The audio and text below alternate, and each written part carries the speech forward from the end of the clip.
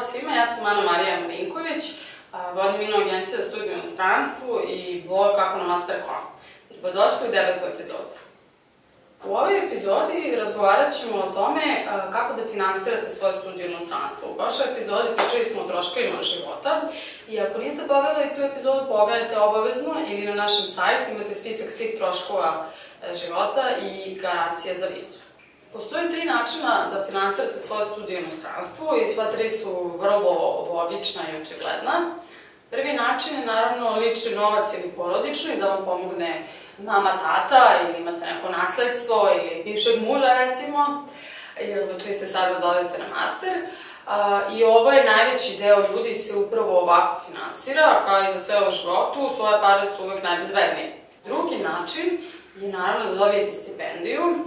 Stipendije mogu biti pune i polovične ili da dobijete stipendiju kroz umanjenje školarine. Deo ljudi ovako finansira svoje studije, neki kombinuju stipendiju i lični novac i to je isto veliki broj ljudi. A treći način je da imate neki studentski posao.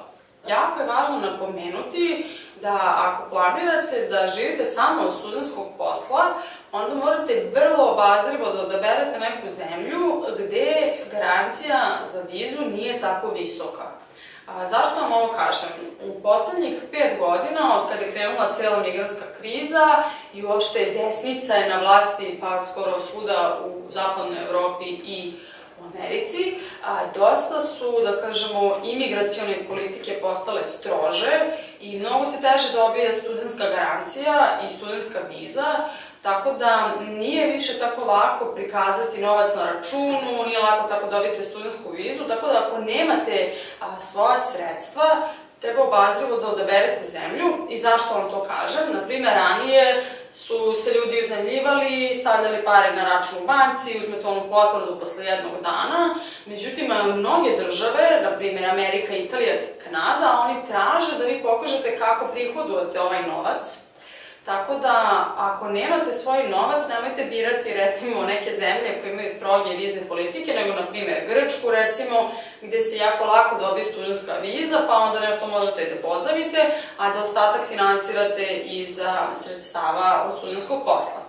Sa vizom Evropske unije studentskom ili ostalih evropskih zemalja ili američkom ili kanadskom, vi možete da imate studentski posao. Što se tiče Evropske unije, u njoj možete da radite do 20 sati nedeljno legalno, što je part-time, znači svaki dan 4 sata ili preko letnjih meseci full-time, odnosno puno radno vreme.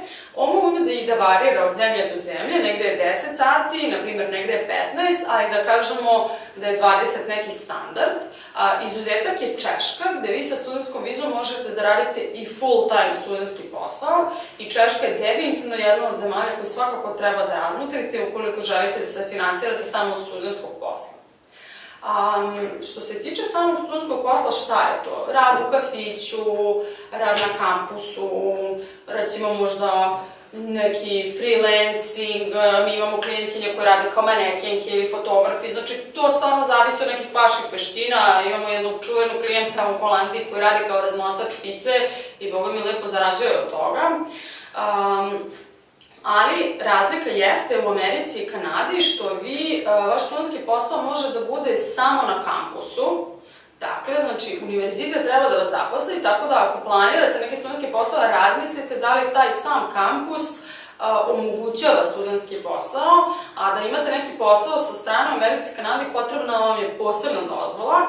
Neki ljudi naravno rade i na crno, ali to vam ne bih preporučila, zato što tako možete da izgubite studentsku vizu za stalno.